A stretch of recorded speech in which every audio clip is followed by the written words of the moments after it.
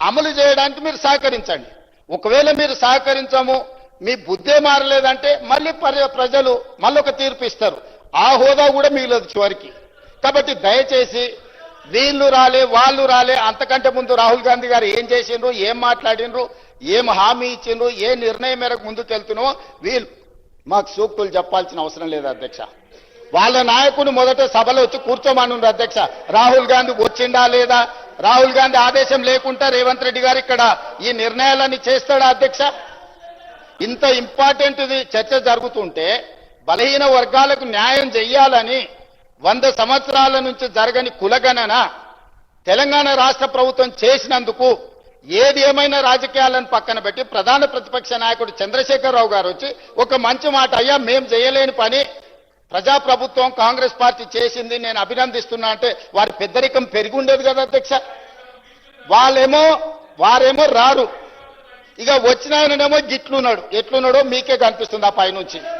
ఇట్లాంటి వాళ్ళందరినీ ఇందులోకి తోలి తాను చెడ్డ కోతి అంట వనమల్ల చేర్చిందంట. అట్లనే ఉంది లేవారం. కాబట్టి ఇప్పటికైనా మిత్రులు గంగ్ల కమలాకర్ గారికి నా సూచన, ఈ ఒక్క విషయంలోనన్నా వాళ్ళ ఒత్తిడికి లొంగకు. ఏమైనా మంచి షెడ్ ఉంటే నేను చూసుకుంటా, నువ్వేం వాళ్ళకి భయపడకు మిత్రమా. మంచి షెడ్ ఏమైనా ఉంటే నేనున్నా, మనం పాత మిత్రులమే కదా, నీకు తెలియందేముంది. వాళ్ళ ఒత్తిడికి లొంగకు. వాళ్ళకి ఇష్టం లేదు.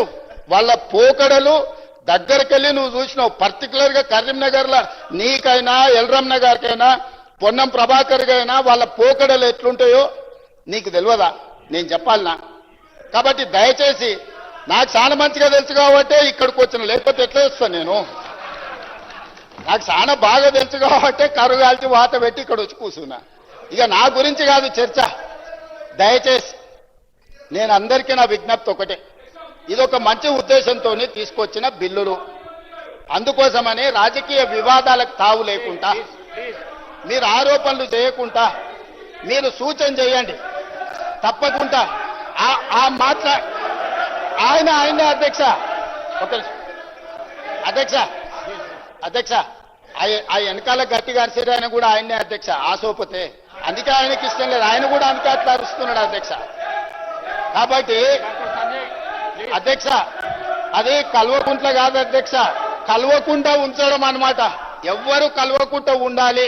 బీసీలు ఓసీలు కలవద్దు, ఎస్సీలు ఎస్టీలు కలవద్దు, మైనారిటీ